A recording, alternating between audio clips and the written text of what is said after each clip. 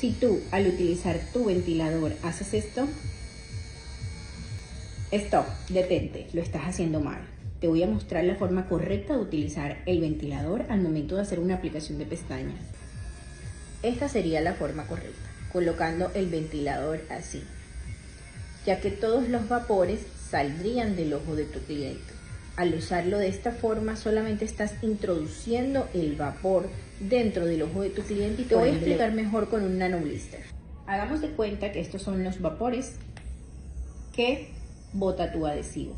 Si colocamos el ventilador desde la parte de arriba, solamente estamos introduciendo el vapor al ojo de la clienta y esto va a causar irritación y ardor. Mientras que si lo colocamos hacia un ladito, todos los vapores van saliendo. Esta es la forma correcta de utilizarlo. Puede parecer un poco obvia, pero quizás lo estabas haciendo. Si quieres aprender más trucos como este, no olvides inscribirte en nuestro curso para lashistas profesional. Te estaremos enseñando trucos que hacen la diferencia al momento de realizar una aplicación de pestañas.